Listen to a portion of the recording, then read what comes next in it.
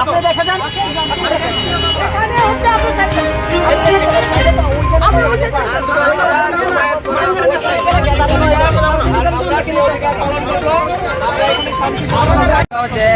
qualified na rok toton khaibejak ketan bagen kecin backlog pus tobang ma tongo han bagen jeng je qualified na rok jaga demand khane phai je sikam mundri saw je puilao dinai nong bagen special file padok jang nai ke tabok sabojak di mai ai ni bai rok ma hai rok hai tongo agero payment tamasa agero payment saw je dinai nong bagen file padok na ma hai rok saw je tabok tamasa tabung je diman ya মানে আবার আইনি বাইরে আমার রকম চাইতো তিনি কেন তাম মেন অডিশন নতাম তিনি তিনি দিনার আবার মাল না ফেমান যে জাস্ট কে বলা চিন দিন মান থাই আদাই দেখাই মানা আমান বাগে খাইমান মালাnya ni ku kok rika kok dia ko tapon chungna ta pulis rok na tejak emma hata naw malaya ka tam khanye jang আন্দোলন কত থানায়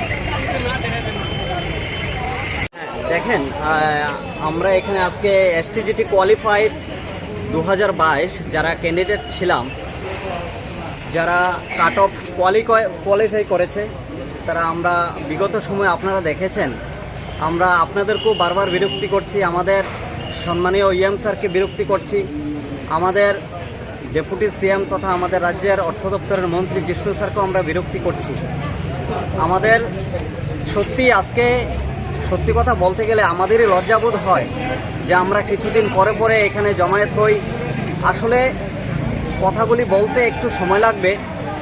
তো কথাগুলি হলো যে আমাদের যে সম্মানীয় শিক্ষামন্ত্রী, আমাদের সম্মানীয় মন্ত্রী 14,000 চাকরির ব্যাপারে ছাপাই গান গেয়েছিলেন যে এখন আমি এই মুহূর্তে 14,000-এর চাকরি দিতে পারি, কেউ নেওয়ার আছে নেই, এরকম হাত নাড়িয়ে নাড়িয়ে আমাদেরকে উৎসাহিত করেছিল। প্রত্যেকটি বেকার যুবক যুবতীরা কেউ লোন নিয়ে, কেউ জায়গায় বিক্রি করে এই প্রলোভনে সবাই বিএড ডিগ্রি করেছে দুই বছর নষ্ট করে। আজকে আমরা বিএড ডিগ্রি করার পর টিআরবিটি থেকে যে প্রথম শ্রেণী থেকে অষ্টম শ্রেণীর যে পরীক্ষা হয় তাকে বলা হয় টেট, এবং নবম এবং দশম শ্রেণীর যে শিক্ষক শিক্ষিকারা থাকেন তাদেরকে এসটিজিটি পরীক্ষার মাধ্যমে উত্তীর্ণতা হয়। এই এসটিজিটি এবং টেট দুটোটা এক্সামই কন্ডাক্ট করে টিআরবিটি। তো এখানে আমাদের ইএম স্যারের বক্তব্য হলো টেট কোয়ালিফাইড যারা, তাদের কোয়ালিটি আছে, তারা আইএস থেকেও ভালো, টিসিএস অফিসার থেকেও ভালো, বিভিন্ন অ্যাডমিনিস্ট্রেটিভ অফিসার থেকেও ভালো। তাহলে আমাদের প্রশ্ন হলো যে এখানে টেটের কোশ্চেনটা কে করলো, এসটিজিটির কোশ্চেনটা কে করলো, বা পিজিটির কোশ্চেনটা কে করে? সাধারণত আপনারা জানেন যে টিআরবিটি একটা বোর্ড আছে, ওই তারাই করে। তো এখানে টেট এবং এসটিজিটি ডিফারেন্সটা উনি কোথায় দেখছেন? আমাদের এক্সামটা যেরকমভাবে টিআরবিটি নিচ্ছেন, টেটের এক্সামটাও টিআরবিটি নিচ্ছেন। টিআরবিটির যারা কোশ্চেন করে বা যারা আধিকারিক আছেন, দায়িত্বে আছেন, ওনারা আমাদের মামা কাকা বা আমাদের পরিবারের লোক নয় যে আমাদের এক্সামের সময় ওনারা আমাদেরকে প্রশ্নপত্র দিয়েছেন, আমাদেরকে উত্তরপত্র দিয়ে দিয়েছেন, আর আমরা উত্তীর্ণ হয়ে গেছি। 14,000-এর যে একটা ছাপাই গান গিয়েছেন আমাদের সম্মানীয় এডুকেশন মিনিস্টার, এই ছাপাই গানের প্রলোভনে পড়ে আমরা যারা আজকে, আমাদের কাছে সত্যি লজ্জাকর যে আমরা রাস্তা আজকে বেকার ভিক্ষুকের মতো। কেন? আমাদের কি অপরাধ যেখানে এসটিজিটি ক্যান্ডিডেটস মাত্র 1,000-1,500 হবে কোয়ালিফাই করা, সেখানে অর্থ দপ্তর সেখানে আমাদেরকে নিতে কোনো আপত্তি নেই। সেখানে প্রায় 5, 5.5, প্রায় 6,000-এর মতো, যদি আমরা রিটায়ারমেন্ট যারা শিক্ষক আছে তাদেরকে মিলিয়ে প্রায় 6,000-এর মতো, উনি যদি ব্যক্তিগতভাবে 6,000 পোস্ট থেকে কমসে কম 3/1 ভাগ পোস্টের জন্য অর্থ দপ্তরের কাছে চাইতেন। অর্থ দপ্তরের মন্ত্রীর কাছে আমরা বারবার গিয়েছি, ওনার বক্তব্য একটাই, আমাকে যা চাওয়া হয় এখনও যা চাইবে আমি দিয়ে দেবো, আমার কোনো আপত্তি নেই। তাইলে আমাদের কেন এত বিভ্রান্তি করা হচ্ছে? কেন অল্প কয়েকটা নামমাত্র ফর্মালিটি পোস্ট দিয়ে পরীক্ষা নেওয়ার মাধ্যমে উনি বেঁচে যাচ্ছেন, আর হাজার হাজার সন্তান সন্ততি যাদের মা বাবা এত খেটে কষ্টে বাসাতে কাজ করে, শ্রমের কাজ করে, রেগার কাজ করে যারা বিএড ডিগ্রি করিয়েছেন, লোন নিয়ে বিএড, আমাদের কি অপরাধ?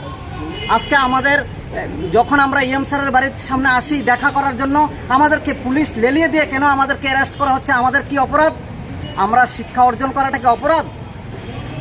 উনাকে আমরা বলছি, কাকুতির মিনতি করছি। আপনারা দেখেছেন বিগত সময়ে আমরা 1.5 থেকে 2 মাস ওনার পায়ে পড়ার বাকি ছিল, পায়ে পড়েছে, অনেক ভাই বোন পায়ে পড়েছে, কিন্তু উনার কর্ণপাত হচ্ছে না। উনি যদি মন্ত্রী হইতে কোনো এক্সাম দিতে লাগতো তাইলে বুঝতে হইলে যে এক্সাম দেওয়াটা কত কষ্ট। উনি তো আমাদের ভোটে নেতা হয়ে যান, মন্ত্রী হয়ে যান। আমাদের কি অপরাধ? আজকে আমরা শিক্ষিত হয়েছি, আমরা কি ভিক্ষুকের বেশে রাস্তায় পড়ে থাকার জন্য? আজকে আমাদের কি অপরাধ?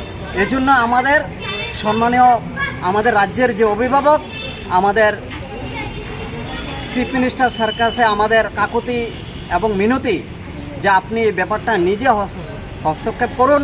দেখুন আমাদের এই যে পরিবারগুলো অসহায়, অনেক ট্রাইবেল ভাই বোন আছে, ওই দিন স্যারের বাড়ির সামনে কেঁদে দিয়েছেন। লোনের যে নোটিশ আসছে ব্যাংক থেকে, ইনস্টলমেন্ট দিতে পারছেন না, এগুলি কার অপরাধ? ওই সময় তো বেকার যুবক যুবতীদের হাজার হাজার শূন্যপদ খালি চাকরি দিবে বলেছেন বলে আজকে এই ছেলেমেয়েরা বিএড ডিগ্রি করেছে। তাদের কি অপরাধটা কোথায়? আপনারা যে পুলিশ লেলিয়ে দিয়ে আমাদেরকে ধরে নিয়ে যাচ্ছেন, 1-1.5 ঘন্টা পরে ছেড়ে দিচ্ছেন, এটা তো সমাধান নয়। আমরা দেখেছি এই রাজ্যের সরকার রাজ্যটাকে উন্নত করার জন্য এবং শিক্ষা ব্যবস্থাকে উন্নত করার জন্য বহুভাবে প্রয়াস নিয়েছেন। যে টেটের ক্ষেত্রে, পার্টিকুলারলি টেট 1 to 8 যে শিক্ষক শিক্ষিকাদের নিয়োগের জন্য কি করে স্যারের জন্য রিল্যাক্সেশন টেট নিয়েছিলেন, সেখানে বয়স উত্তীর্ণদের জন্য নিয়োগের ব্যবস্থা করেছিলেন।